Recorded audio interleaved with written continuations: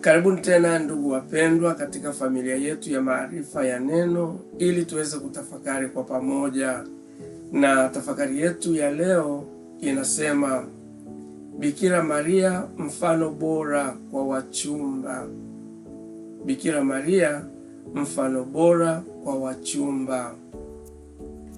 Katika tafakuri iliyotangulia tulianza kuyatafakari maisha ya mama yetu kipenzi sana Bikira Maria na kuanza kujifunza kutoka kwake.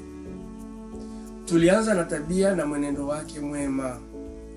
Tuliona Bikira Maria ni mfano wa kuigwa na kila mtu. Bikira Maria sio tu kwamba alikuwa mfano wa kuigwa na kikundi fulani cha watu au mtu mmoja, bali ni mfano wa kuigwa na kila mtu. Katika tafakuri yetu ya leo na za siku mbili zijazo, tutatafakari sifa kuu tatu za Bikira Maria ambazo huwa hatuzizungumzii sana, lakini sifa hizi ni za muhimu hasa kwetu kujifunza. Leo basi tunaenda kutafakari sifa mojawapo ambayo ni sifa ya mchumba bora, kwamba Bikira Maria alikuwa na sifa ya kuwa mchumba bora. Tafakari itakayofuata itazungumzia sifa ya pili ambayo ni ya kuwa mwanandoa bora, kwamba Bikira Maria ana sifa ya kuwa mwanandoa bora. Na sifa ya tatu ambayo tutaijadili baada ya tafakari itakayofuata ni ile sifa ya mama mjane, kwamba Bikira Maria aliwahi kuwa mama mjane, na hivyo tunaenda kujifunza mengi kwa huyu mama ambaye ni mjane. Katika sifa hizi tuna mengi na ya muhimu sana kujifunza kutoka kwa mama yetu Bikira Maria. Basi kama tulivyosema, leo hii tunaenda kujifunza sifa ya kwanza ambayo ni sifa ya kuwa mchumba bora, na tunaenda kuangalia ni kitu gani tunachoweza kujifunza kutokana na sifa hii. Bikira Maria alijitunza vyema kwa ajili ya mumewe mtarajiwa, yaani Yosefu. Bikira Maria alijitunza vyema kwa ajili ya mumewe mtarajiwa, yaani Yosefu. Biblia inasema Bikira Maria alikuwa ni mwanamwali bikira aliyekuwa ameposwa na Yusufu wa ukoo wa Daudi.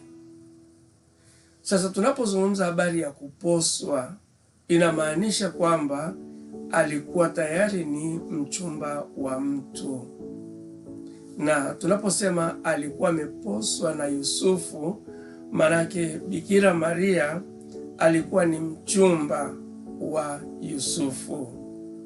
Kwa hiyo Biblia inatuonyesha wazi kuwa hawa wawili walikuwa wachumba.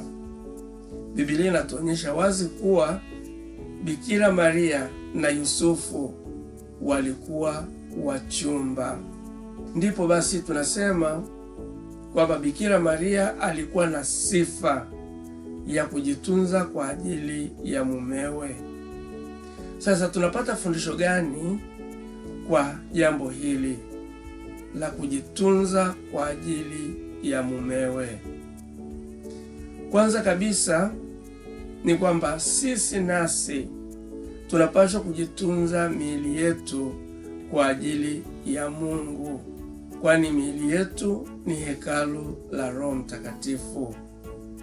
Sisi nasi tunapaswa kujitunza au kuitunza miili yetu kwa ajili ya Mungu, kama Bikira Maria alivyojitunza kwa ajili ya mumewe. Yesu anasema hivi: aniaminie mimi, kama vile maandiko yalivyonena, mito ya maji yaliyo hai itatoka ndani yake, au itatoka ndani ya tumbo lake. Yohana sura ya 7 mstari wa 38 mpaka 39. Mito ya maji ya uzima ambayo Yesu alikuwa akimaanisha ni Roho wa Mungu anayefanya kazi ndani na kutoka katika maisha yetu sisi ambao ni waamini. Kumbe basi ni muhimu kuitunza sana miili yetu ili tuweze kuzaa matunda yaliyo mema na mazuri. Mwinjili Luka na Mathayo wanatujulisha ya kuwa Bikira Maria na Yosefu walikuwa ni wachumba ambao walitarajia kuoana. Katika utaratibu wa Wayahudi, hasa kipindi hicho, kijana akimposa mwanamwali, basi mwanamwali yule alijulikana kama mke kwa huyu kijana. Ukiisha kumposa mtu, basi yule mwanamke anajulikana kuwa ni mkeo na mwanaume anajulikana kama ni mume.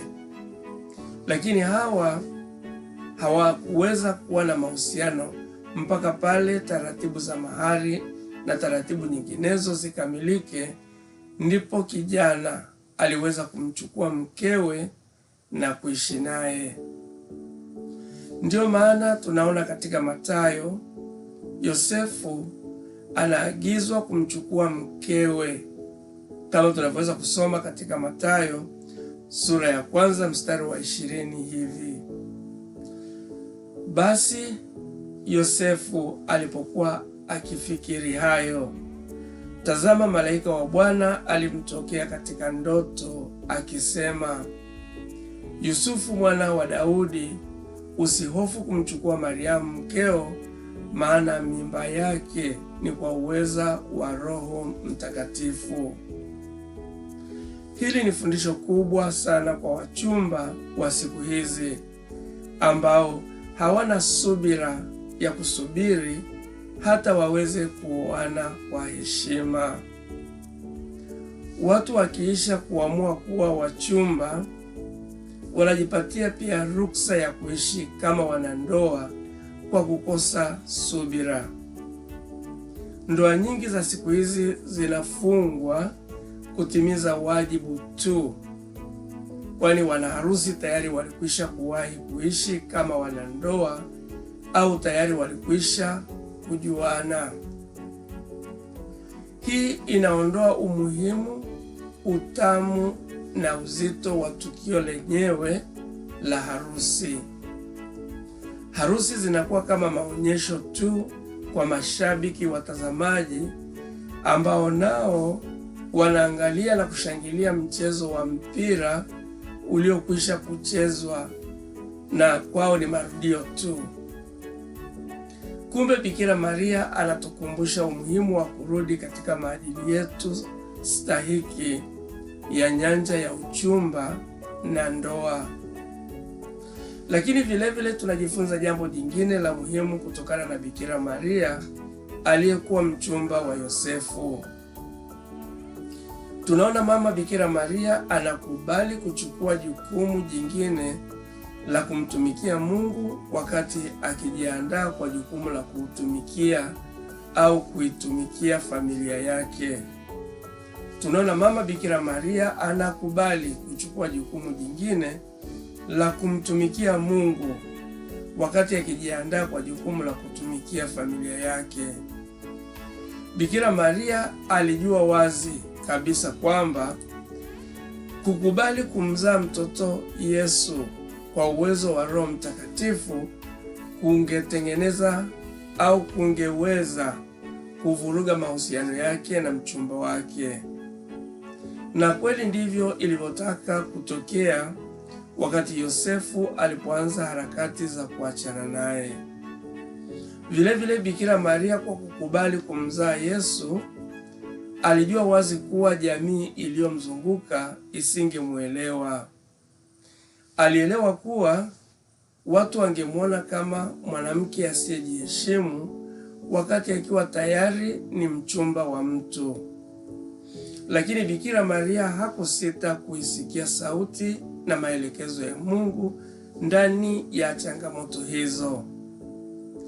Alichokifanya ni kujizamisha katika mapenzi ya Mungu kama alivyosema katika Luka sura ya 1 mstari wa 38, na iwe kwangu kama ulivyosema. Sasa hebu tujiulize, je, sisi tunajizamisha chini ya mapenzi ya Mungu na kuisikiliza sauti na maagizo yake, au tunategemea zaidi ya akili na matamanio au matarajio yetu? Kumbe ni vyema sana kujitegemeza chini ya mapenzi ya Mungu, naye Mungu atatuonyesha njia sahihi. Kwa kujiweka chini ya mapenzi ya Mungu, zoezi la ndoa ya Bikira Maria na Yosefu lilifanikiwa kufanyika sawa na matarajio na matamanio yao. Lakini vile tunajifunza kwamba majukumu yetu katika maisha yetu, iwe ni familia, kazi au maisha kwa ujumla, hayapashwi kutupunguzia juhudi zetu za kumtumikia Mungu. Leo hii kwa mfano, watu wakimwona profesa wa mahesabu akitafakarisha, wanashangaa badala ya kumtia moyo. Wengine watakazana kumkatisha tamaa, wakidhani kazi ya kumhubiri Kristo sio kazi yake, bali ni kazi ya wale waliojiweka wakfu kwa kazi hiyo tu. Lakini Bikira Maria anatufundisha ya kuwa kumbe tunaweza kumtumikia Mungu vizuri kabisa wakati tunazitumikia familia zetu. Tunaweza kumtumikia Mungu kwa dhati wakati tunatumikia kazi na nafasi zetu katika jamii. Tunaweza kumtumikia Mungu na wanadamu kwa pamoja. Tusisahau kamwe ya kuwa sisi sote tumeitwa kumtumikia Mungu na kutumikiana. Hivyo basi, sisi sote ni watumishi na wajakazi wa Bwana. Hivyo tunapaswa kumwiga Mama Bikira Maria kwa kusema, sisi ni watumishi na wajakazi wake Bwana, na iwe kwetu kama ulivyonena. Tumsifu Yesu Kristo.